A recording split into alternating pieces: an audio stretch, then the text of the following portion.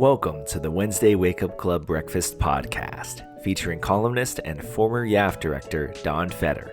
This podcast is recorded live here at the Stephen P.J. Wood Building in Arlington, Virginia. Don gave us 15 lessons for young conservatives and 6 guiding principles for a conservative foreign policy at the September 2014 breakfast. So get some hummus on your bagel and take a sip of your Turkish coffee, because you're listening to the Wednesday Wake Up Club Breakfast Podcast. Are you looking to launch your career? Do you want to gain real, professional experience while sharpening your media skills? Then apply today to be a Studios intern here at the Leadership Institute. As a Studios intern, you'll master Adobe programs and get behind-the-scenes access to media professions across the board. Just go to leadershipinstitute.org and click on the Career tab to learn more. That's leadershipinstitute.org and click on the Career tab to learn more.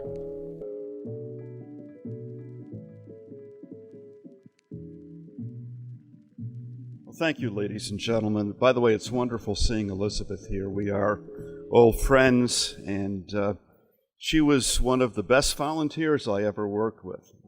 Was always hoping she'd find a career in political work, and she did, thankfully. I was going to say something nice about the Leadership Institute. I've been involved with the Leadership Institute for years. I think I've lectured at 3 of your schools, but I'm afraid that if I get into the topic, it'll take all of my time, because there's so much the Leadership Institute does that's so wonderful and so necessary to the conservative movement that I thought I would simply say that and stop. This engineer dies, and he goes to heaven, and he's met by an angel at the gates of heaven, and the angel has a big book, and he looks in the book, looks for the engineer's name. He can't find it. And he says to the engineer, "I'm sorry, apparently you haven't led a good life. You can't come into heaven. The down escalator is over there." So the engineer goes to hell, and about a week later, God calls the devil, and he says to him, there's been a clerical error. The engineer did live a good life. He belongs up here. I want you to send him back. The devil says, well, I'm sorry, but I can't. This guy is phenomenal. He's building super highways for us, shopping centers. There's a wet bar in my office. I'm not going to send him back to you. Well, God says, but you have to. The devil says, I'm not going to. And God says, well, listen, you better send him back here or else. The devil says, or else what? And God says, well, I may have to sue you. And the devil says, you're going to sue me? Where are you going to get a lawyer?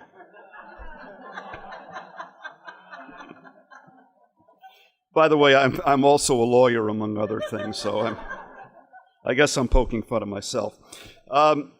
Ladies and gentlemen, this year, as I'm sure most of you know, marks the 50th anniversary of the Goldwater campaign, the first national political venture of the conservative movement.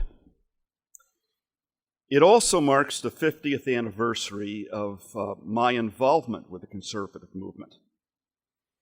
In 1964, I was the head of my high school chapter of Students for Goldwater. It was fun, but looking back, it was really a slaughter.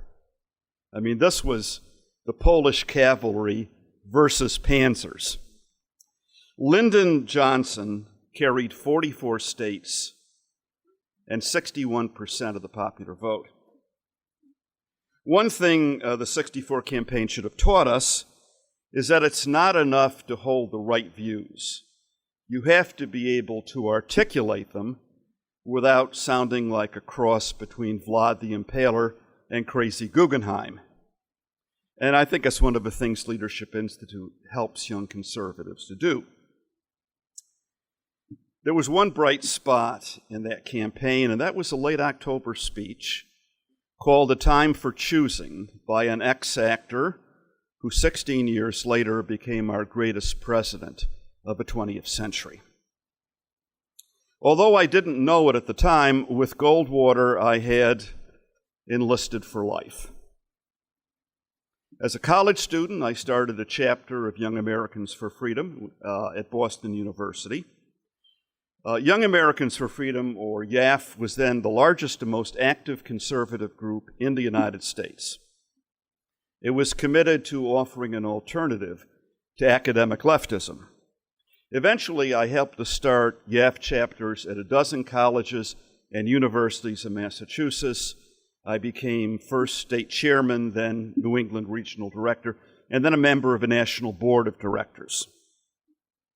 In the 1960s, I encountered on campus a neo-Marxist movement called the New Left, which eventually became the most destructive force in American politics. 16 years after I graduated from Boston University Law School, a young man named Barack Hussein Obama entered Harvard Law. And of course, eventually, the left went from the streets to the pinnacles of political power in this country. In the mid-1970s, I joined a burgeoning anti-tax movement, becoming the first executive director of an organization called Citizens for Limited Taxation. In that capacity, I helped to defeat a graduated state income tax and worked on a property tax cutting initiative comparable to California's Proposition 13, called Prop 2.5. Thereafter, I spent 2 years on the West Coast as the executive director of the Second Amendment Foundation, fighting for a constitutional right that the left assured us didn't exist. In 1983, I became a columnist and editorial writer for the Boston Herald, a position that I held for 19 years. During that time, the paper published roughly 2,000 of my columns. Since then, I've been a freelance writer, a media consultant, communications director of the World Congress of Families. To recap, since 1964, I've been part of the Goldwater, campus conservative, anti-tax, gun owners' rights, and family values movements, while championing conservatism in the media. Otherwise, my life has been pretty boring. I'm not boasting. Others, probably others in this room, have contributed far more. But I've been around for a while, and I've learned a few things. I'd like to share with you some lessons. I call them lessons for conservatives, particularly the young conservatives in the room.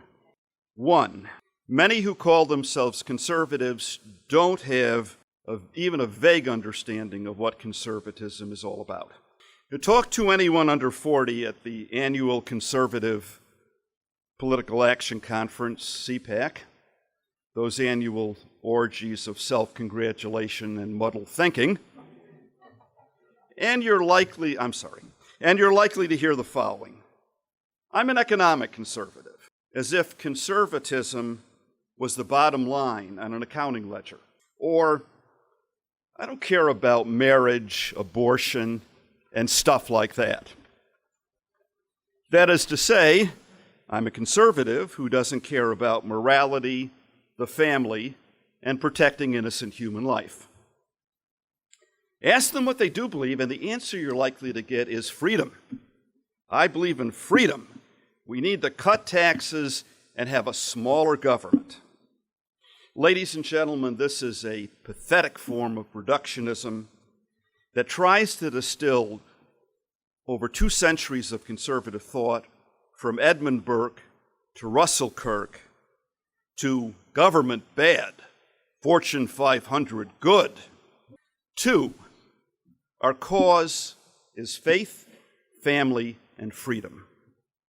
We start with faith because liberty, morality, and human nature are God-given. Recall the Declaration of Independence, endowed by their Creator with certain unalienable rights. Or Abraham Lincoln's Gettysburg Address, that this nation under God shall have a new birth in liberty, which of course is where we get the line in the Pledge of Allegiance that we said at the beginning of the program, one nation under God. The family, because it's the foundation of social order and the cradle of civilization. Without the family, we become a society of isolated individuals moving at Mach speed toward oblivion. Freedom, because it gives us a chance to make life's most important decisions. 3, unlike our president, we believe in American exceptionalism. We believe that America is unique in its contributions to freedom and prosperity, both at home and abroad. In the span of 238 years, the United States has been the workshop from which so many inventions and so much prosperity has flowed. Also a bulwark against tyranny and the workshop of representative government. 4, conservatives believe in language. Conservatives believe in borders. Conservatives believe in culture. Ronald Reagan warned us, and I quote, "A nation that cannot control its borders is not a nation." For almost 400 years, America's history has been written and spoken in English, from the Mayflower Compact to the latest law passed by Congress. It's the glue that holds our nation together. Previous generations of immigrants were expected to learn English as a matter of course, which is why this grandson of immigrants is able to address you today in our common tongue. By culture, I don't mean Italian opera or Renaissance art, but movies, music, and other forms of popular culture, which conservatives would like to see reflect honor and decency rather than degeneracy and despair, which it so often does today. 5, conservatives believe in representative government, not democracy. The Founding Fathers disdained democracy, or as they called it, mobocracy, which is why the word is not to be found in the Declaration of Independence or the Constitution, any more than you'll find the word separation of state, or separation of church and state in the First Amendment. The Constitution speaks of securing the blessings of liberty to ourselves and our posterity. As America has become more of a democracy and less of a republic, we've become less free. The popular adage holds a democracy can only exist until the public discovers that it can vote itself largesse from the public treasury. Any limitation on democracy, any limitation on the power of government is by nature anti-democratic. The Bill of Rights is anti-democratic. It restrains what the majority can do, which of course is why the left is forever telling us that our Constitution is outmoded. 6, and this is terribly important, conservatives aren't libertarians. Libertarians and conservatives both support the free market. That's where the similarity ends. Libertarians, or utopians of the right, believe in the separation of morality and government, as if this was even possible. A consistent libertarian must oppose laws against drugs, prostitution, child pornography, abortion, euthanasia, and even age of consent laws. But without a moral foundation, liberty becomes license.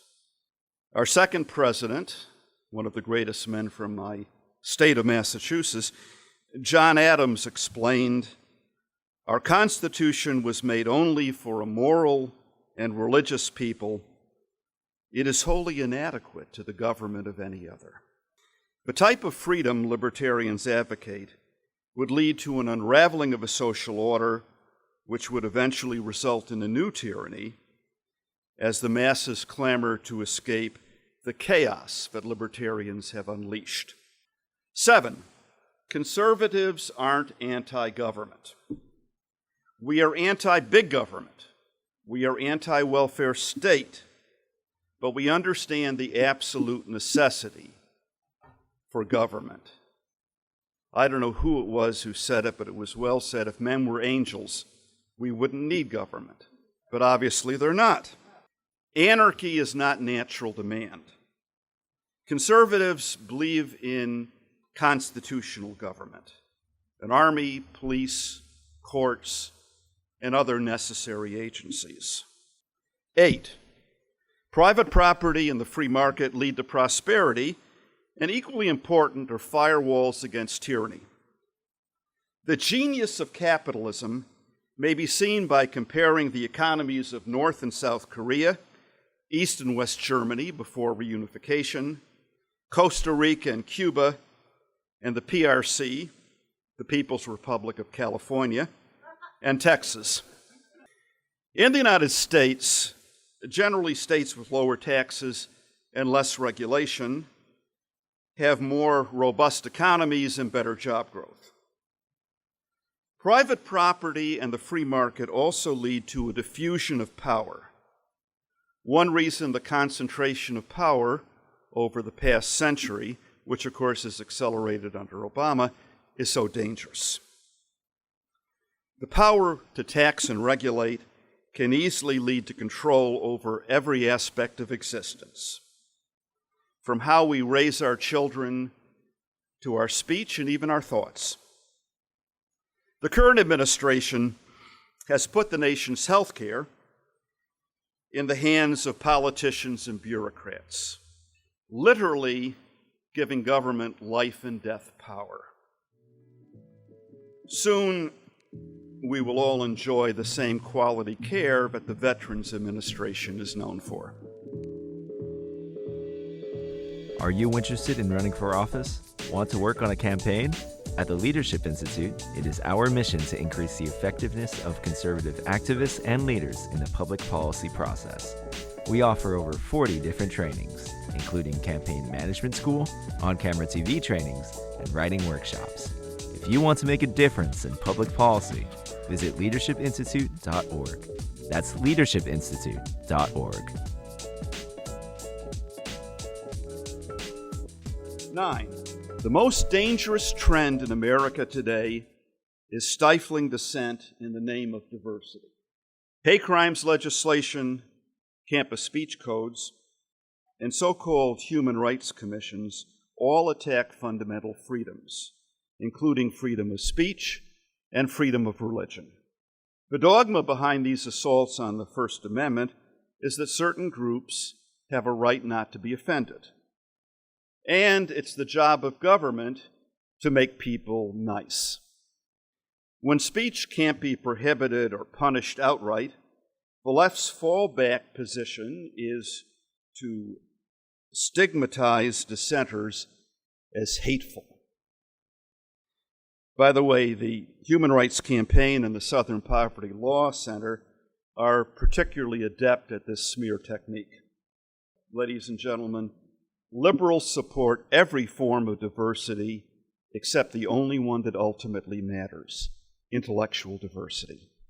10, there is no conservative foreign policy.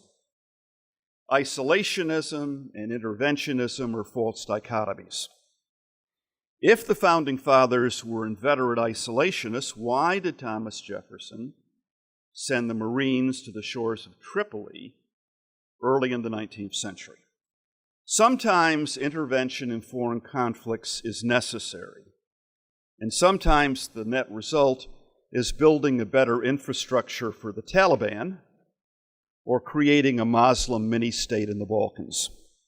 It's important to bear the following in mind. All intervention doesn't lead to a quagmire, and every foreign crisis isn't Munich. Here are a few guiding principles for a conservative foreign policy, assuming we ever have one. 1, don't turn your military into an equal employment opportunity agency. They don't fight well. 2, don't make threats you're not prepared to carry out. When you draw a red line, you have to think about what you're going to do next when someone crosses it. 3, a thug with an ideology is far more dangerous than a thug without an ideology. 4, Nation building is an exercise in futility. 5, support your friends, oppose your enemies, which is why a so-called even-handed approach to dealing with Israel and the Palestinians is so absurd. 6, and lastly, the world is a perilous place. It always has been. It always will be. Without a strong military and a willingness to use it when necessary, we will lose everything. Okay, back to my principles for conservative. Number 11, Islam is the principal external threat to America. Islam is as much an ideology as a religion. For most of its 1,300-year history, its goal has been conquest, a worldwide caliphate. In normative Islam, there can be no separation of mosque and state. Freedom of conscience, prized in the West, does not exist. It's no coincidence that today terrorism comes almost exclusively from the Muslim world. From Taliban to Iran, from Hamas to Hezbollah, from Al-Qaeda to ISIS. Catholic priests do not urge parishioners to behead critics of a church. Ministers don't preach holy war. Orthodox rabbis don't hijack planes and fly them into buildings. There are actually 2 Islams.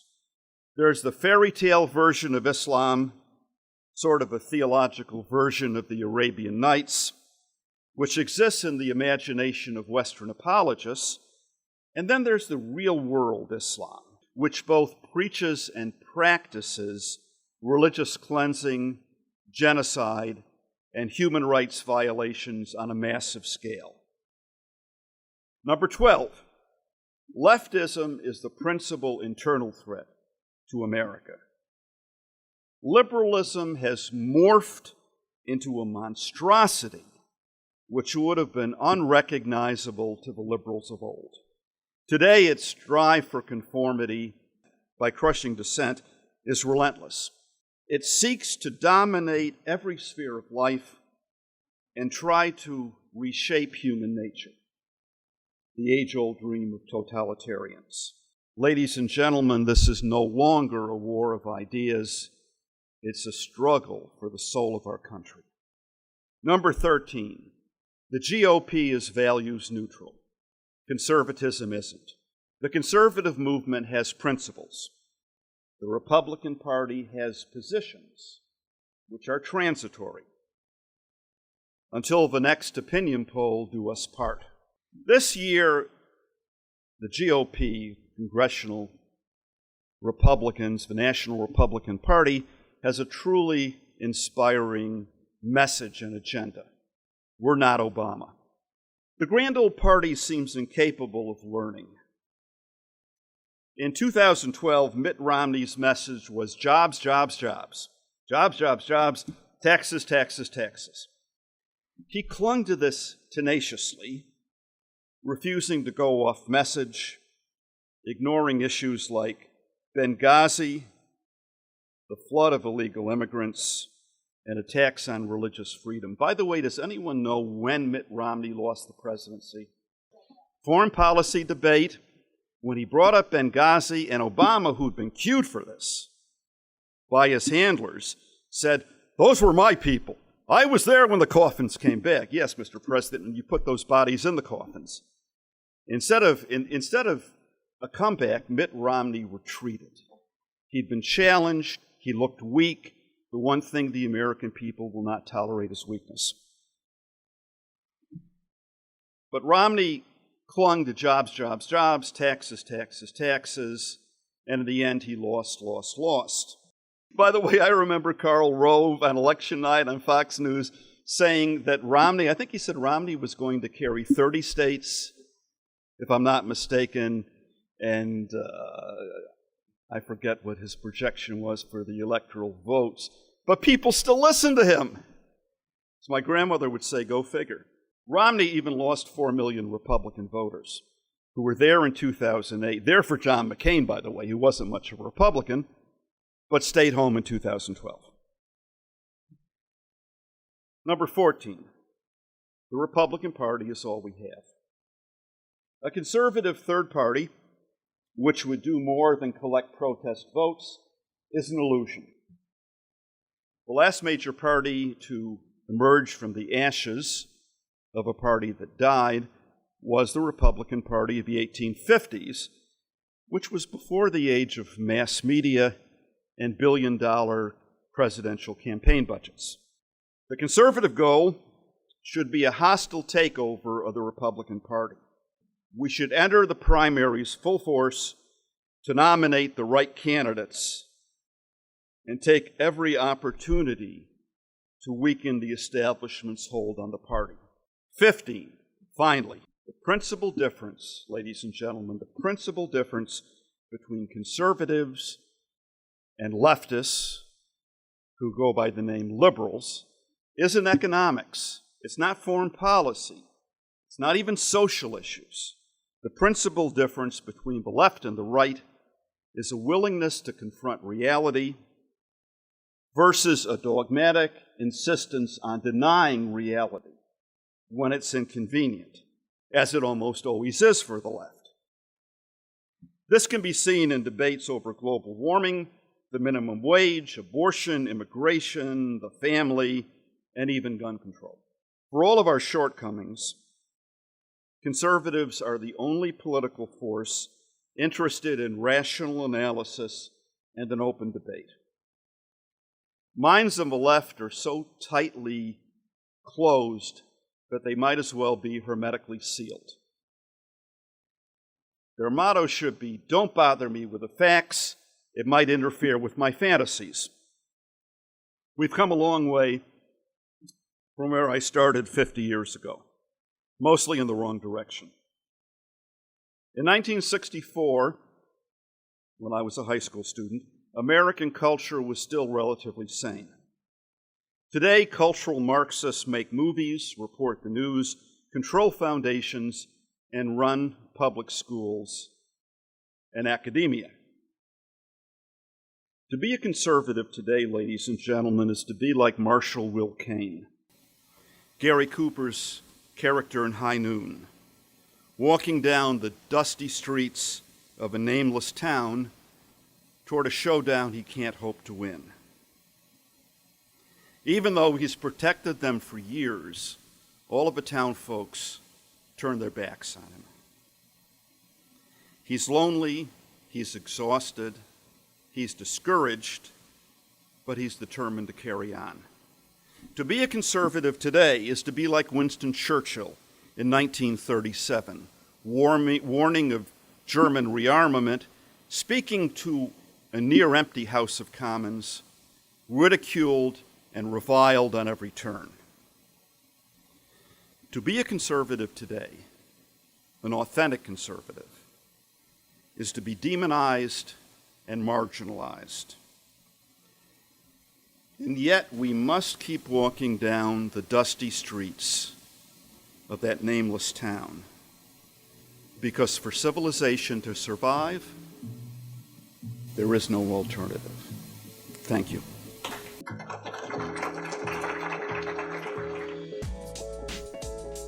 Thanks for listening to the Wednesday Wake Up Club Breakfast Podcast. If you enjoyed this episode, remember to share and subscribe wherever you listen to this podcast. To listen to more breakfast, head over to the Leadership Institute YouTube channel. And to see who our next WWCB speaker is, visit our website at leadershipinstitute.org. The Wednesday Wake Up Club Breakfast Podcast is produced and edited by Alexander Chang, with support from Tiffany Roberts and Jared Cummings. Advertisements by Alexander Chang and Christopher Olson. Executive produced by David Fenner and Morton Blackwell.